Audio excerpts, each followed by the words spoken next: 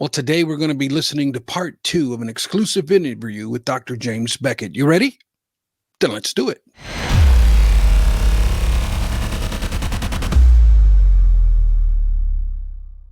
Hello and welcome, rookie card collecting friends. If you have not seen part one of this series, stop this video here. Go to the one right before it, where it's part one of my interview with Dr. James Beckett. And in that video, we're basically discussing the detailed, the real story about the XRC identifier and the struggles of, or the challenges, I should say, of identifying these cards back in the early 80s and some of the thinking that was behind Dr. James Beckett's decision on that. And then we started talking about Mickey Mantle and the 1984 star Michael Jordan. And this is going to be part two, where I'm just going to call the rookie card ramblings, because that's kind of what we've done here. We didn't have some course, or we could have a kind of like an irregular course, right? As we're just like spitballing stuff and going back and forth with certain challenges of the rookie cards, some of the things that have happened throughout the years. And we're just kind of like spitballing here, going back and forth. So without further delay, let's go ahead and listen to part two of this exclusive interview. Here we go. What I want to do, and what I'm hoping you can do, is demystify some of this, because I don't want people to, like I said, the junk rookie era, where you've got so many rookies, you just don't know. You throw up your hands and you walk away. I don't, I really believe once a collector, you're always going to have that. But if you get too frustrated, you're going to take a break. You're going to walk away for a while. I do hope you come back to it, because the hobby continues to evolve, but you're trying to bring some order to it and some sanity to it, and some, not regulation, but just some guardrails for this is what a rookie card really should be. And if it doesn't meet all these 5 criteria or whatever there are, then it doesn't mean it's not a rookie card in your mind, but it's universally recognized if it has all these other things. We're not saying it's the best rookie card. We're just saying this is definitely a rookie card. No one can dispute. We're not saying it's his best card. We're not, you could have a card that's better than the rookie card, just like Jordan does now. He's got rare inserts that are better than a rookie card.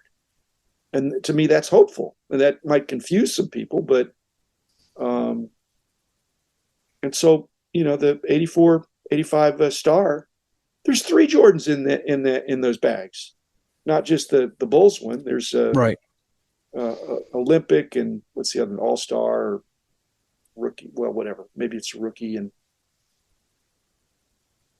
But of those, the one Bulls one is the main one, right? It's, again, they do adopt that it can't be an inaction or an Olympic or an All-Star or some other kind of thing like that. Right. Yeah, I just think if somebody, like I was saying about the 52 Topps, if somebody just said, all I'm going to do is collect Topps flagship, then to me, the first Topps card of that player is a rookie card. That you could make an argument for that. It was pack pulled. Now you bought the factory set, but it was pack pulled. And so, and some of the platinum anniversary sets and things like that, or whatever, that have some other sparkly stuff on there, it's still the basic card. Yeah, but the card manufacturers don't comply. They'll do something. They'll put them in an Olympic set or something that he'll, I don't know. The card keep saying that it's anything they did before the fact. Hats off to them. You put them in an Olympic set, like, that's why I'm sympathetic to the 85 Topps Mark McGwire. He hadn't hit it big. He hadn't hit it big, but he was a member of the Olympic team. And, he got a card, and it's in the Olympic uniform, and it's part of it was in a pack. It's part of the basic set. So where are you on that? Are you not okay with that? I am not with the 85. I consider that a subset, and I don't qualify subsets for true rookie. Okay. Well, I So mean, to me, it's 87 on those. But at the same time, out of respect for history, I'll put asterisk RC because that it's another card that's debated within the hobby, whether it's the 85 or the 87. I respect both views. I have both in my collection. But when I'm trying to identify is when I draw that designation. It's a subset. I used to have RC asterisk and RC question mark, and after I left, they kind of changed those things because they said it caused problems for the typesetting. Oh, really? Yeah. I mean, do you do much programming or anything like that? Because I mean, an asterisk can mean is a wild card sometimes for for any character. Is that right? Yeah, and a question mark could be a query or something. So I'm just saying yeah, I don't think they were humoring me, but they said, "Hey, we changed it." But I don't, but my son does. okay, what criticism or praise do you have for ComC? Because it seems to me they're doing a lot of things right, and they're doing it programmatically. They are not studying each card. They just have some algorithmic rules that if it's the first year of a card, and they've made some mistakes because they'll misname something or miss something. But if it's when they sort them in year order, and if it's the first one, it's either going to be a PRC or an RC or a. Although I think they could give multiple years of PRC. Yeah. Yeah. I've had a lot of praise. I think they're doing mostly right. But like I said, they're not when we did it, there was a lot of human oversight.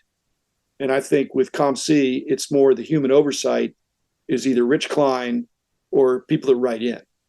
Because it's just too mind-boggling to have so many people doing the ID department and trying to study that. You just can't. I mean, Rich knows, I know, I suppose, but most people don't know. So what are you calling like some of the like the 80 Ripken? The blue and the orange. What is that? Rochester minor. That's a minor league card. That's a pre-rookie. Distinction that it's his pre-rookie. It's his best pre-rookie or his first pre-rookie. I don't make. I just lump them all one and the same. It's a pre-rookie. I can't. I'll let the hobby decide which one's better, and Well, they could decide which one's earlier.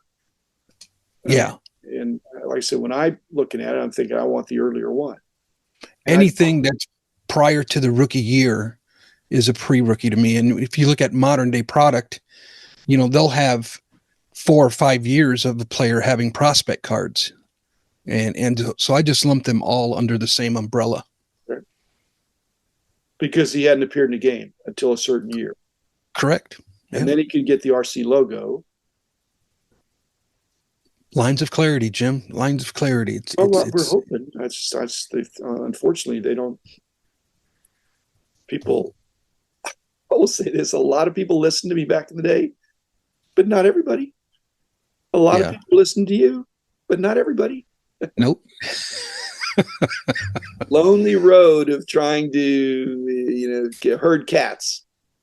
It is. And you got some people that buy in and some people that don't. It's like a 50-50 split, really. It's I don't know. But my biggest contention right now is going to be with Panini. I don't know what it is, what kind of loophole they have, but it seems like they just pretty much do whatever they want with that rookie card logo.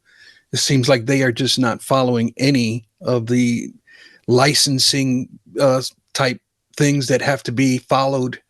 And it's just like they just kind of do what they want whenever they want. And I just wish I had more insight. Or both. I'm talking baseball more specifically, and even with their basketball draft picks products, they're putting rookie card logos on that stuff when the players are clearly not in the NBA yet. They're clearly in their collegiate uniforms, and they're putting RC logos on them. And I get so much questions through my DMs or my emails of people really confused with why that RC logo is on that product. And I wish I had answers for them, but it's just Panini does not follow the rules all the way. But like I said, I like the concept of like a 5-star unassailable. This is a legitimate rookie. And what you might say, Victor, is that both you might wind up saying that the 86 Fleer Jordan is a 4-star. There is no 5-star for Michael Jordan. And the Star Company is 3-star because it wasn't pack pulled. And you just say it's points off for that. That's a really good idea. I like that. Thing like that. And I just think tie goes to the one that is pack pulled to me. That's the history of the hobby. Again, we're still, and I don't think that this is what Fanatics is doing, but the legacy of Topps through Cy Berger was these are cards for kids. And kids, every kid walks in with a little bit of money and buys some packs or a box, and they trade with their friends. And now we got grading, and we've got you've got base cards. They're no good. They're not no good. They're more plentiful. But when you think about it, it's the same card. It's the same card that if you put one of one on the back of it and put a little coating on it, it's worth 1,000 times as much or more. It's just unbelievable. Yeah, I ended up actually, I believe on your advice, I believe I spoke with you at the last year or 2023 National, but I removed the moniker of 10 Commandments of the rookie card. I always had conflicting feelings about that title. And I know after talking with, what's that? Preachy. Yeah, sounds a little preachy. Even though Christians and Jews acknowledge the 10 Commandments, and sure, America knows what they are and all that stuff, but still, they don't want people telling them when they're right. But it rubs people the wrong way, right? Yeah, but I ended up changing the name of it on this past summer to the Rookie Card Guidelines and Best Practices. I like that, and I think and I thought that was a little like bit more a best rookie card. Yeah, and that's what a lot of people want to know. Just tell me an undisputed best rookie card. Yeah, and I'll say this: 51 Bowman, Mantle, and Mays. I think you'd have to say those are not undisputed rookie cards. They should be. But I think there's a sentiment in the hobby that 52 Topps is just as much or more legit. And I don't, because I really think Bowman was actually Bowman was in the lead at that time. They were the premier company at that time. Right. So, yeah. So I just think that's... What do you think of the term true rookie card? Do you think that rubs people the wrong way? Well, like I said, I'm approaching it more in degrees.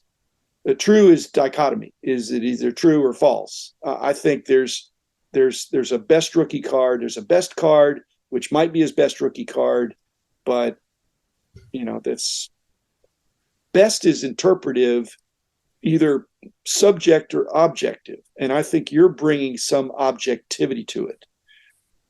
I think that's good. It's not a beauty contest as much as it, although there's that too, but it's like, here are the guidelines. I like your word guidelines. Here are the guidelines. If it meets all these things, then nobody's going to really dispute it. But if it's missing something, if it wasn't in a pack, then some people don't like that. And so you may find that it'd be better if it was in a pack than if it was in a box. It just would be better. All things being equal, in terms of the Tiffany rookies, which, 30 years ago, or well, that would have been, maybe 20, almost 30 years ago, 40 years ago. Wow. The Tiffany cards were they were a novelty, since they came in a complete factory set, box set, and they were way more expensive. And it was like a rich man's choice. And that was not thought to be, no, those shouldn't be rookies. That's not fair to the kid on the street that buys a pack. But and now they are. That's that's Barry Bonds' best rookies or his Tiffany's. Probably. Yeah. Now they're the only ones worth getting from that era, according to them. But they all came mint because they were 9 or 9.5 or 10 because they were in the box. Um, so yeah, it's where do you stand on the Jackie Robinson thing of a 48-49 Leaf? Do you probably listen to my episodes on that with a few guys? Are you Um, heading to, or do you think 49 Bowman? Because Leaf was arguably not a major company in 48. I know they did football and boxing, but they were in way distant, I think, to Bowman. I never knew there was a question. I always thought it was the 48 Leaf, hands down. Well, but they didn't come out in 48 for the most. Right, right. With some, And it's believed that they came out in 49, right? there's a lot of evidence that they came out in 49 in the mass production for sure. So But then how would that affect Jackie's rookie card? saying right now, I think 49 Bowman is also considered a rookie card. So there's another 49, huh? Okay. Uh, you know, yeah. And there's strong evidence. I've seen the episodes of the, the debate on that, but yeah, that's interesting. If that's the case, isn't the 49 in black and white? Well, it's colorized or something. It's got like a red and blue, monochromatic color treatment. It's not. There's no detailing. It's Okay. blotchy. But Stan Musial, he has got 48 Leaf, but he had been in the league for before that. But he's got 48 Bowman. Now 48 Bowman is spring of 48, and so Yeah. if there's any dispute, it's the 48 Bowman. And so that has held down the price of the 48 Leaf Musial for a lot of years. But it's still a great card. Nobody, even if we say something's not a rookie, we're not saying, hey, you can't pay more money for that. People pay what they want to pay. But don't Yeah. justify it by saying that I'm going to insist that it's a rookie card. It's DiMaggio gets a little choppy for me too. I don't know. What are your thoughts on DiMaggio's? oh well, yeah. I mean, you've got 39 play ball versus the 36 worldwide gum, which was actually the year he debuted. yeah. Yeah, that one's And up in Xenuts, the air too. got Xenuts from a couple years before that, and the PCL was arguably almost as good as the major leagues in those days. In the 20s and 30s, the PCL was the baseball west of the Mississippi. But you got Worldwide Gum, which I think is a fabulous card. But again, you're running into the not printed in America, North America, Canada is so that would not be 5 star. That would not be 5 star. I think the Heads Up is a beautiful card, but some people could even criticize Heads Up that it's a pretty thin set. 24 players. They ran it twice. They may have printed it in 2 different years or something. I don't know, but it's not a comprehensive set, which also people say it can't be a rookie card if it's not part of a comprehensive set with showing the kind of the league or a lot of players. But then 39 play ball is a great card, and I think but it can't be a rookie card if his Heads Up, if his Gaudy Heads Up are rookie cards, or the Worldwide Gum, unless the Worldwide Gum is an XRC, and that's really doesn't quite fit what I intended for an XRC, which was box sets. And the Michael Jordan 84, 85 is it's not a box set, but it's a bag set. So it's again Right. it was encapsulated, and you knew what you were going to get. So even though it wasn't in a box, it was in a whatever, that little plasticky stuff. One of the things that we should talk about is that I think you love rookie cards and I love rookie cards. I'm not down on rookie cards, but I think if people have such a thin collection that all they want to get is the most expensive rookie card, one card from each player or a few players, to have a really small collection like that. I mean, think if you love Joe DiMaggio, wouldn't you want to try to get some copy of a bunch of those things if you could? Sure. In fact, I'd rather have all 3 or 4 of those in a 3 than one of them in a 9 or an 8. And you'd probably save money that way. It'd still be a presentable copy.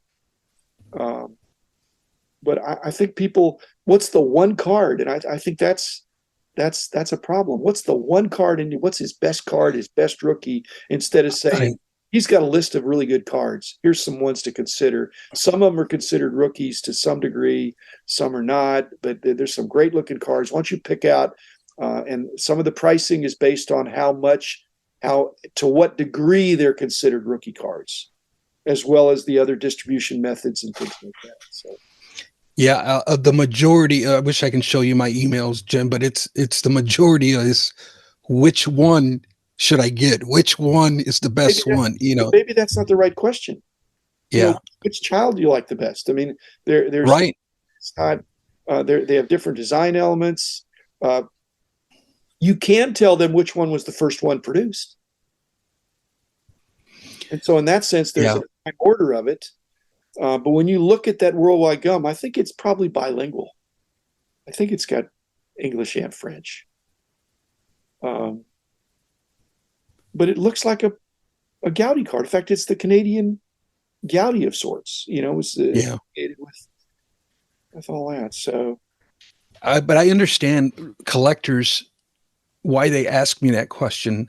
When you look at the checklist of a certain player today, it's 3,000-4,000 cards deep, and they're just confused. They're flustered, and what I'm providing is I try to get rid of the fluff, get rid of the 3 and 4 stars, and present to them a list of 5 stars. Okay. And in that aspect, now you can here's the 5 stars. Now you decide which one you want. If you want to know which one is the best one. Well, I know, but even if you said here are the list of cards that are considered by some to be rookie cards, but here's the way I evaluate it based on historical standards. That based on these standards, you've been in business. I mean, people get performance reviews and it's meets or exceeds standards, or is deficient in something, and you got 5 categories. So you'd have something like that. It needs improvement in this. It wasn't the first one from that company or something like that. And some people might consider it a rookie card, but it's like I say, 3-star or 2-star. It's doesn't mean it's junk. It's just if you really, the problem is it's not correlated with the best or the most expensive. The truest rookie card is not necessarily the most expensive one. Right. And so hockey actually is more sane than the others. Yes. I think hockey does it right. They still hold on to the traditions of the hobby. They really do. Now, so, look, I got a question from an email from one of my listeners recently, Jim, about Messi, his rookie card.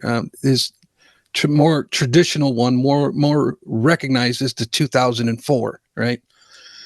In 2021, I believe it was. I might have the year wrong. He changed leagues, and Topps made a rookie card of him there with the RC, complete with the RC logo and everything. Now in 2023, he's in the States. He's in a new league. Yes, yeah. But the Topps card does not have the RC logo on it, and some collectors want the RC logo on it. Some say, no, it doesn't belong on there. Even the 2021, Victor. I mean, it's not, I don't think you necessarily have to shame him, but I mean, come on. It's 40 years old. I mean, he's had a great career. There's nothing about the charm of rookie card is if you get them early, it's before they've emerged. And you're right by your foresight and your study instead of, so it's. Which leads me then, Jim, to the point of, why did Topps put an RC logo on that 2021 copy? Why don't they increase sales? They are regarding it, like I said, I haven't heard this articulated, but I am formulating a new concept that Topps believes they are the one and only. Just like 52 Topps is a sort of a quote unquote rookie card for Topps. And so we are Topps. We are synonymous with cards. And so when we do a first card of somebody, we're entitled to put an RC on it because we are Topps. And the others are all minor league card companies. Gotcha. That makes sense. That would be a way to justify it, but That's the mentality, it right? increases sales, Victor. I mean, it's marketing, Right. but it's. That's a great insight there. I That's a mean, it great might be insight. arrogant. It might be arrogant, but Tops is was synonymous with cards, Victor, in our Yeah. childhood. I think mine for sure. People know about Upper Deck. The other thing is Upper Deck from the get go was a major card company. Yeah. So there wasn't any. Oh, I'm not sure we're going to call this Griffey card a rookie card because it's a brand new company. Right from the get go, that was a rookie card because it was pretty clear that even though they could have gone belly up. I mean, they're selling cards for a dollar a pack or something, which was twice as much as anybody else, and their business plan really worked, but it could have bombed. Now, it didn't. They had twice as good production quality too, but those cards are thin. Okay, they weren't losing money on their technology. They were running those presses. They owned the presses, I think, too. What other questions you got? Because I think I'm out of my questions here. One other question that I had for you, Jim, was what do you say to the collector that thinks that they should all be anything and everything should be a rookie card, and it should be whatever you want it to be? That's what a rookie card should be. You think that view is healthy overall for the hobby, or should there be some structure? Did you ever go out for sports? Did I ever what? Out for sports? Yeah, I played sports. Okay. Did you ever get cut? Yes, I have gotten cut. That's terrible. No one should be cut. No one should be cut because if you want to play football or basketball or baseball, you should get to play. It shouldn't be. Yeah. If you want to be a rookie card, you can be a rookie card. You get a rookie card. You get a rookie card. Yeah. Unless you have a standard, then it doesn't even make sense. You know, do you say all flowers are beautiful, but some are more beautiful than others?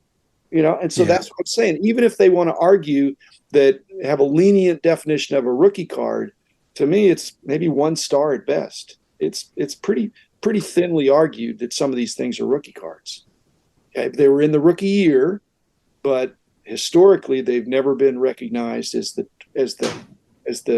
fully recognized rookie card. And so you're going to do a great service if you can get them even to think that, you know, some rookie cards are better than others. And some of them are arguably not even rookies. But you don't even have to say what that is other than here are the characteristics of a card that meets all the requirements. Right. Not requirements, but the guidelines. So that this is historically, and so it makes you more secure in 10 years that there's, you know, it ought to stay the same. It's historical, the legacy of this, that we're not going to change the rules or anything, but going forward, they're going to put RC on more stuff, Victor. I know. It's going to mess people up and they're going to get duped. But if you've got some succinct way of saying, don't just look at the RC. The RC is a good start, but everything that has an RC on it is not equal either. You know, already people know that a shiny brand is you know, a chrome card is better than a paper card. That doesn't take much to figure that out. You know, they already know that. That's kind of an adage. They've figured that out. So if you can create some more things like that, you know, pack pulled is better than not pack pulled. In uniform is better than not in uniform. You know, being readily available and recognizable as a rookie card, aside from the RC printed on it. You ought to be able to look at it and say, hey, he's got no major league stats here. he's just starting this year. I have, Jim, and I guess I wanted to let you know face to face, but I have changed something that was different from the way you were doing things back in the day, and that is when it comes to the parallel rookie card. I think in the spirit of, you know, the hobby decides type of thing. I believe the hobby has shifted in accepting these as rookie cards. I do too.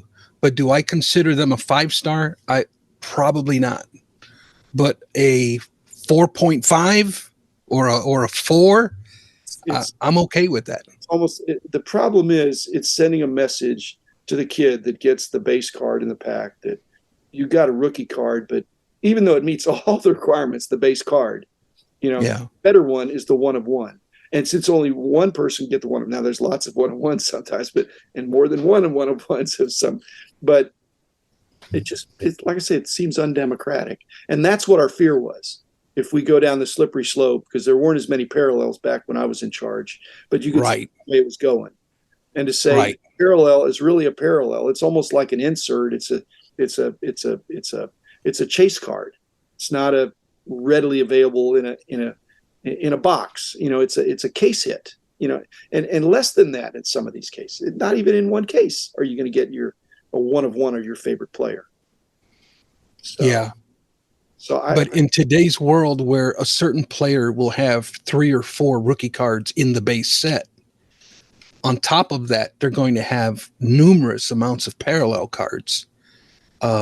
It's just 60, 70 could be. You mentioned this. Well, the other rule is that the more dramatic the photo, if he does have 3 or 4 rookie cards in the same set, it's usually the more the fuller photo, the less of the inaction, or you're seeing a clear representation of the name and the image and the likeness. That this is really representative. It's not at a distance or in a collage of other players sliding into a base, even though some of those are cool cards. It's the best rookie card is where you really get the essence of the player and see him, if not up close, at least something where you get a sense of the ball player. Yeah. Because there are multiple, in the same series. And like I said, if it's second series, to me, that's not as good as first series, but I'm going to lose that argument. I love the concept of what COMC does. That matter of fact, really was very helpful to me in making sense of everything. But the actual identifying of certain cards are sometimes they're off. Yes. And if they don't have a card listed for sale, then you're not really, say I'm looking for a certain card, but none of them are for sale. I can't use COMC for that because it's not going to display it. That's the other downfall. They didn't on there, but it's a never-ending battle. What else you got for me? Anything? I mean, I've enjoyed talking to you, Victor. Like I said, you're doing the work that I am thinking about, that I'm not. That's all I really had for you, Jim. I appreciate you. Somebody, not me, ought to do that. But I love projects in the old days, and we had a vehicle with the magazines and the books to publish it. We had enough circulation that we could get the word out. A little more challenging for you, but with digital media, I think you hopefully you'll get some traction here. Yeah, that's the plan, and I'm hoping it's a lot of times it's rewarding many times, but then there's other times where when people go against you, they really go against you, and what I'm doing and affecting their livelihood. I mean, it's a financial loss. If something's a rookie card, 2 cards, if it's considered a rookie card, it's better than a non-rookie card if it's the same card. But it's usually not that. There's the 2 different cards and maybe different companies or different. And not only that, if something is numbered to 50, that's not necessarily better than something numbered to 100. Yeah. Sometimes the parallel, the serial numbering is not common sense. Rare is not always better if the color combination doesn't work as well. So, yeah. And people ought to know that. So it's to make it not a rookie card. Like I said, I think the parallels are going to be. It just looks too similar. It'd be too confusing to say, oh no, it's got a serial number. It can't. In fact, we considered whether to not allow rookie cards to be serial numbered. Well, that just wouldn't work. I mean, they're intended to be rookie cards. Right. In every way. And in the original early days, the serial numbers were in the thousands. Yeah. Or in the 999s and things like that. But you knew it was going to get lower and lower. and that was going to cause a problem because it was going to be too much of a hobby that was based on a chase element. Instead of collecting and enjoying, it was impossible chases. Yeah. And be honest, on the parallel, I really stood my ground. And it was the one thing in the first couple of years that I started this endeavor. It was the one area where I got the most pushback was on the parallel rookie card. And I stood my ground for a couple of years, but it wasn't until I went shopping for a new vehicle that I realized they showed me the base model first. I didn't like the base model, Jim. I liked the one with the sport package. Was it serial numbered? Actually, I'm some of these cars. In fact, when my wife tells people that I'm a card collector, sometimes they think, "How many cars does he have?" Too many to count. She said, "Yeah, my husband's got that too. He's got a whole garage full." Husband's got a back house that's full of cards. Wait, yeah, cards or cars? Yeah, one car. Yeah, it was at that time I had the epiphany of the different car is the same thing under the hood. It's all the same, but it's the trim. It's what makes it look fancy, and I preferred that instead of the base model. So yeah, that's when I had a change of heart. Not a legitimate car. They're gonna. It's recognizable. Okay, it's recognizable. It's evident that if it's a parallel to a rookie card and it looks exactly like it except a slightly different color, then how are they supposed to know? Wait a minute, that's not a rookie card because it's serial numbered, because it's more scarce. It doesn't mean it's better, but in general, it's probably more valuable because it's delimited. Yeah. Okay. Well, sometimes losing an argument is not a bad thing. So I have a theory that everybody's right 90% of the time. It's just what happens on the 10% when you're not right. Do you have a friend that tells you, "Hey, I don't think you're right this time. You're usually right, but you're not right this time." And so you really had some people said, "Hey, Victor, you're right 90% of the time, but this is something that I think it's that dog won't hunt." So Yep. Well, thanks, Victor. I mean, best to you. You going to Cleveland probably, right? Yes, sir. I'll be there. Man, that was a lot of fun. If some of that sounded familiar to you, it's probably because Dr. Beckett used this content for his podcast, and he split it up in 3 different episodes. So you probably heard some of that there. If you didn't, and you're not subscribed to Dr. James Beckett's podcast or his YouTube channel, Dr. James Beckett Sports Card Insights, subscribe to his channel. Puts out great content, and his podcast he does 3 times a week. Check him out there. If you're a serious hobbyist, I don't know why you would not be listening to Dr. James Beckett's content. Is just absolutely content gold, as I like to call it.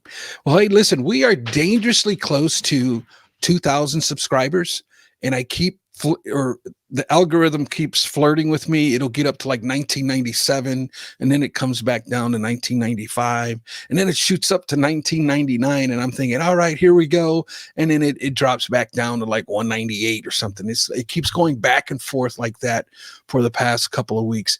If this type of content is intriguing to you, please do me a favor and consider subscribing. At the very least, tap that thumbs up button. I would sincerely appreciate it. And if you know another collector who might get into rookie cards, who may like this type of content, please feel free to share this channel or this link with somebody you may know. With all that said, hey guys, thanks for tuning in. I appreciate you. And until next time, remember, my friends, not all rookie cards are created equal. The true Jordan rookie from 1985. Bullshit. Until next time, I'll catch you on the next one.